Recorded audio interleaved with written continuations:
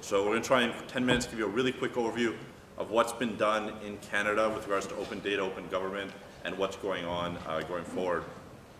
So Canada. So open data in Canada is a bit like maple syrup. It comes from the ground up. It's very slow moving, but once we get it going, it's really sticky and it's hard to get off your fingers.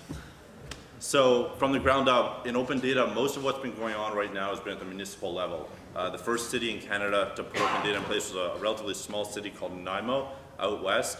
It was followed by Vancouver and Toronto, and then a whole bunch of other cities did it this year. So it's really a growing trend that we've seen at the municipal level.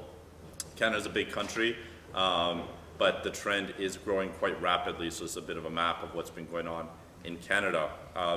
David's been active in Vancouver, and I think, you know, there's been, and I know he's been active across Canada, but he's based in Vancouver. I'm in Montreal, and one thing that's been interesting has been that each city has taken a bit of a different approach to implementing open data. Some have been top down, some have been bottom up. I think in Vancouver it was mostly top down. Yeah, so I advise the mayor, and I would say in some regards we passed the open motion, and in some ways, I'd say some of the people who had enormous concerns about that were the public servants. So we had a very top-down approach where we passed the motion and we said we're going to do this. I think what's interesting in Canada is you have a huge range of ways that people have gotten to open data. So we have kind of a very political top-down model in Vancouver, whereas if you look at somewhere like Ottawa, it's been much more developers getting together, coding up, and basically scraping the heck out of the website to the point where the city kind of begs for mercy and says, okay, fine, you're going to do it anyways. We might as well just do this because we can't stop you. To places like Edmonton, where actually it's kind of been more the public servants who've been driving it and haven't even really looked for political direction. They kind of say, we have a transparency mandate anyways, so we're just going to do this because we see some other people doing it, and they go and do it, and then the community builds around them. So you have some really different models, and one of the things that I'm always interested to talk to people about is if you are looking to do open data in your jurisdiction, whether you're a public servant, a politician, or a citizen, you got to understand which model you're using because there's different levers and different pressure points that you can use. So that's something that we could talk about another time.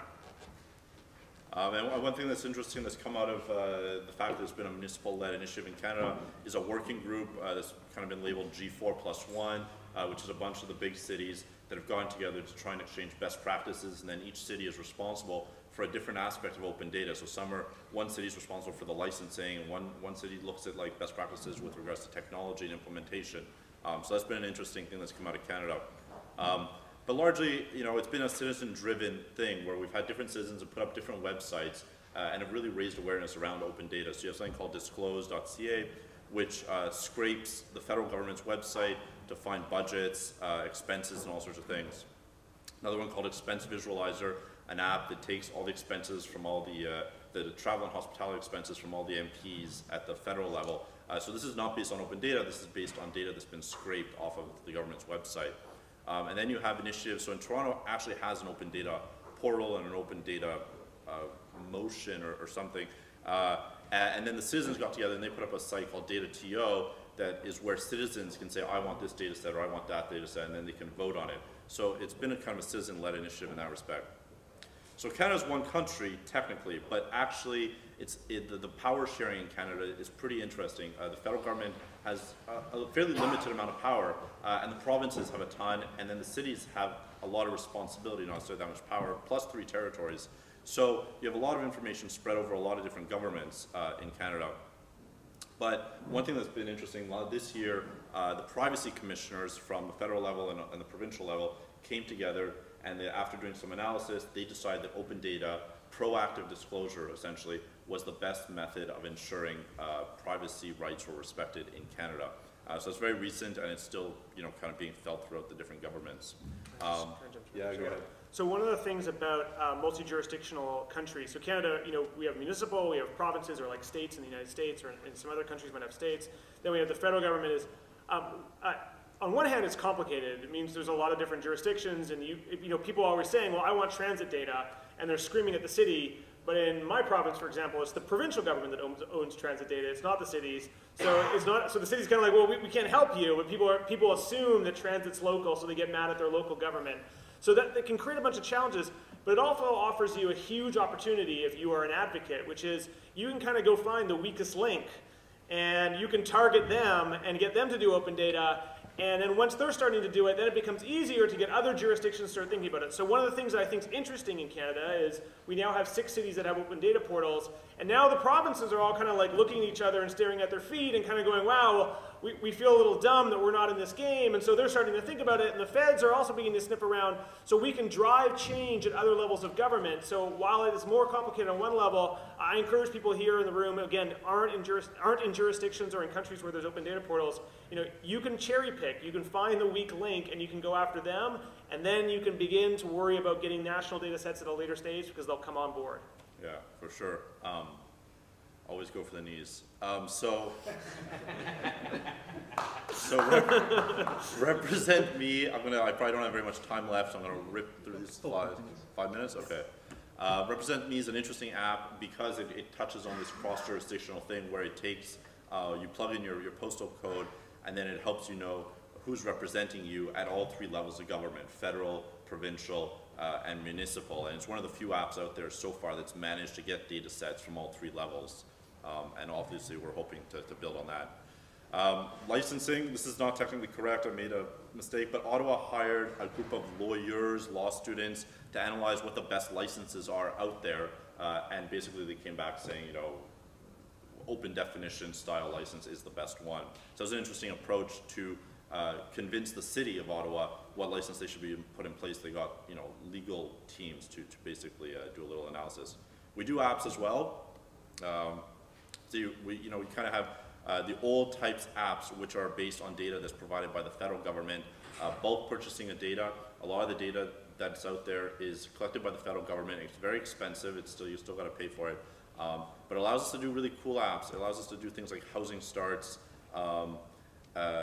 income spent on rent. And one thing that I find important to just highlight really quickly is that it's nice to have transit apps and apps for your bikes and all these things, but a lot of these apps that we're talking about are apps that are really used by the upper middle class, people who have iPhones, who are already really well off.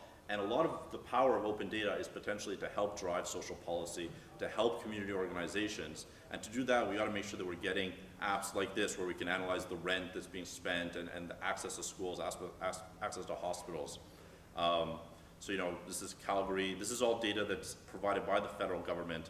But of course, we also have the new wave of apps, which are things like how to find your bike at the local. We have a similar system to London. I think London actually took our system, but it's basically an iPhone app that allows you to find a bike in your neighborhood and then to drop it off. Know your garbage collection. These are Montreal apps, just because I'm from Montreal. The restaurant one that was mentioned a bit earlier today was one we just launched, which is to know health infractions in the different restaurants in your city. Dave, feel free to jump in here at any time. There's a couple of, I don't know if you have them. So last week we launched Emitter, which is emitter.ca, where we took all the federal government tracks pollution data from 22,000 facilities in the country. So Microsoft had approached me and they said, we want to do some open data, do you have an idea? And so, and the federal government keeps saying, well, nobody creates apps with federal data. Now, they have very little data that's interesting, but I think this data was the most interesting data set. So we created that, and we have a very simple methodology for rating facilities, but you can put in your postal code or your address, and right away you can see who's polluting near you. What we're going to be doing next is taking the next year's data. We can start to show trend lines. We also mash into that federal riding constituency data, so we'll not only show you what the facility is, but we'll show you whose riding it's in, who's the elected official in that riding, what their contact information is, how you can email them, and a link to their email address. So really trying to give people tools to understand what's going locally around them. And when I thought of that app, the community I was really thinking about was medical professionals and First Nations groups that happen to be living in communities where there are facilities that pollute heavily, and so people are getting sick. So really trying to, again, drive social policy. The other big app, which I talked a little earlier kind of during the talk, is data.gc.ca, which is just a data portal where we crowdsource the location of all these data sets, and we've put them in a single place. And again, most jurisdictions already have governments that do open data. They may not have an official policy, but somewhere deep in the bowels of some government website, there's an Excel spreadsheet that somebody has gotten permission to share, and that is open data. And so the key for you is to show governments that this is actually not new for them, that they're already doing open data. They just don't call it that, or they don't acknowledge it. So by bringing all of the open data into one place, we're able to show the feds, actually, you already do this. You already have all the policy infrastructure you need in place to do open data because you already do it. You just don't call it that, and you're too scared to do it in any kind of strategic way. So we're showing you that you are, and then you make it easier for them to do it.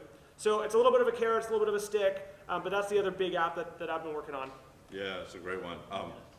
And so I guess in conclusion, Canada has a kind of a unique set of challenges in terms of the jurisdictions, and I think we've had some limited success at the municipal level. I'm an activist at the municipal level trying to put this in place, so I'm happy to talk about that in more detail with whoever's interested.